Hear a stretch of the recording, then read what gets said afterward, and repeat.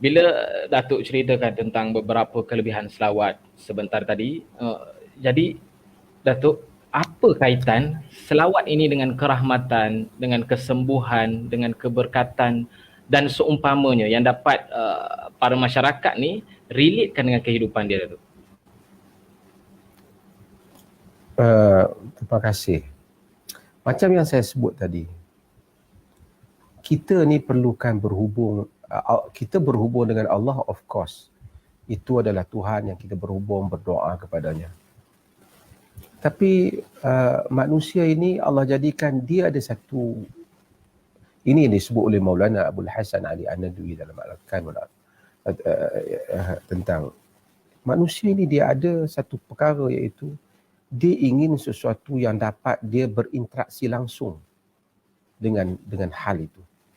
Maka Allah jadikan untuk kita, umpamanya kita ada Kaabah. Kita tidak menyembah Kaabah, tetapi something yang tangible. Manusia ingin touch, dia disentuh Kaabah. Bukan di situ Allah dan dia pun bukan Allah. Tapi manusia akan rasa perasaannya bahawa ia memujuk dalaman dirinya. Rasulullah SAW adalah penghubung antara kita dengan Allah Subhanahu Wa Taala.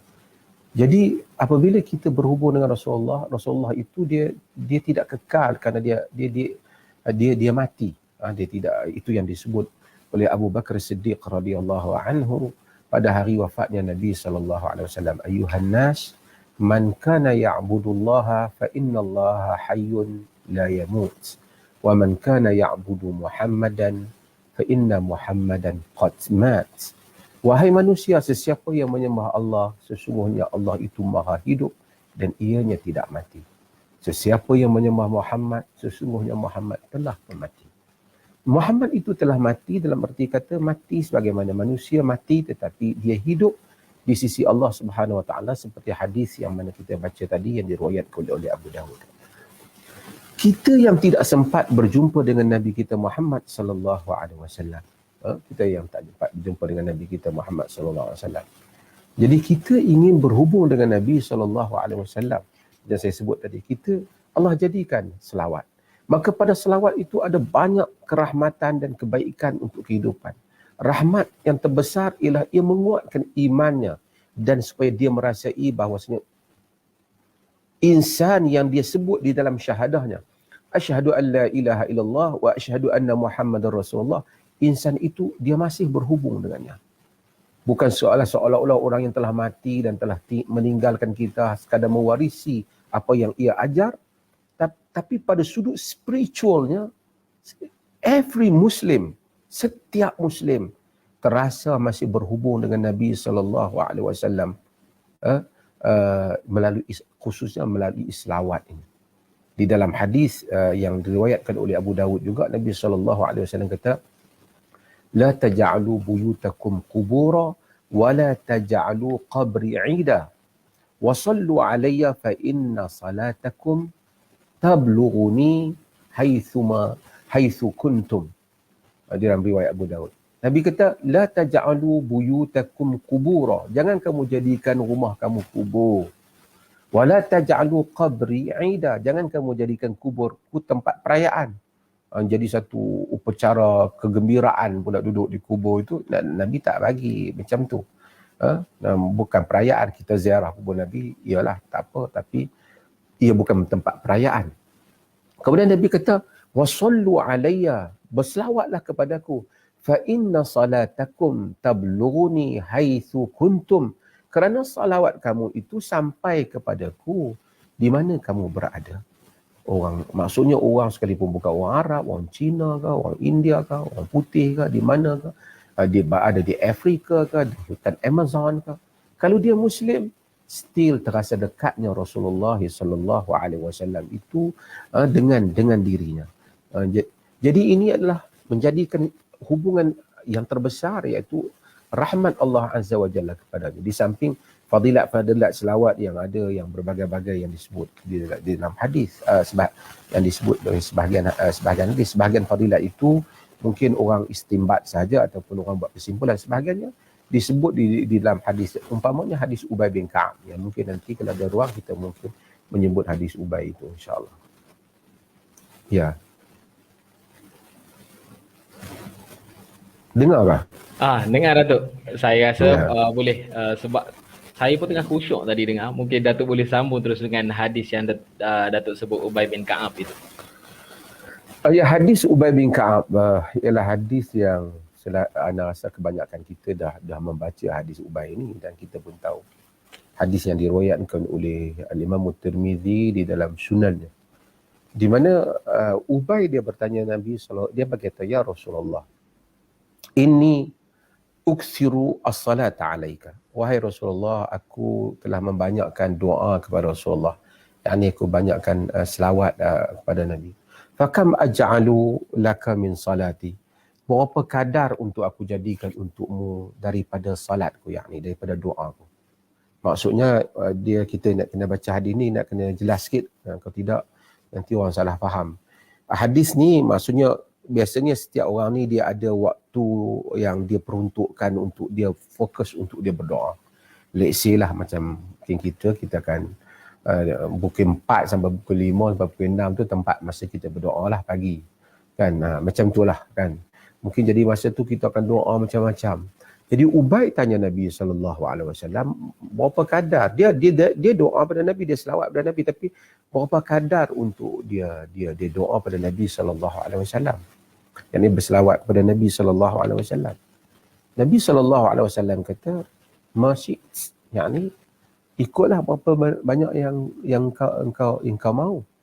Lepas tu dia kata ar-rubu'a, 1/4. Yakni kalau dia doa 2 jam, maksudnya setengah jam tu dia selawat pada Nabi. Nabi kata masih fa in zitta fa huwa khairul lak. Apa yang kau kendaki terpulang, maksudnya kalau engkau tambah maka itu lebih baik untukmu. Kemudian dia kata an-nisfa, yakni an-nisf, yakni separuh, yakni kalau 2 jam ambil sejam untuk selawat. Nabi kata masyi fa in zitta fa huwa khairul lak. Ialah terpulang kata Nabi, tapi jika engkau tambah ia lebih baik. Jadi dia kata as-sulusain. Kalau macam tu 2/3 lah.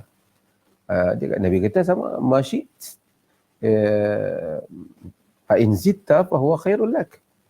Jika kau tambah ia lebih baik, terpulang. Kalau kau tambah maka ia lebih baik. Lepas tu Ubay kata, aj'alu laka salati kullaha. Aku jadikan untukmu semua tempoh doa aku tu selawat kepadamu, yakni kepada Nabi SAW. Nabi kata, idzan tukfa hammaka wa yughfaru laka dzambuk. Kalau demikian itu tukfa hammaka, yakni tukfa anta hammak, dengan itu maka akan dicukupkan, maksudnya ditutupi, dilangsaikan duka citamu, kebimbanganmu, wa yughfaru laka dzambuka, dan diampunkan dosamu. Itu begitu besar kurniaan di atas fadilat berselawat kepada Nabi SAW.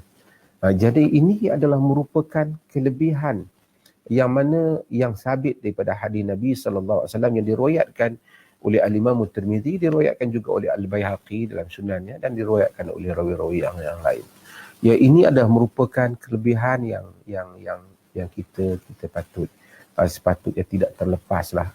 Ramai orang bincang macam-macam tentang selawat ni. Yang penting saya ingat kita berselawat. Kita lepas tengah malam ke, kita duduk bersendirian ke, kita bawa kereta, kita kira setiap orang dia boleh ilzamkan diri dia dengan berapa banyak selawat untuk Nabi. Lebih banyak lebih baik.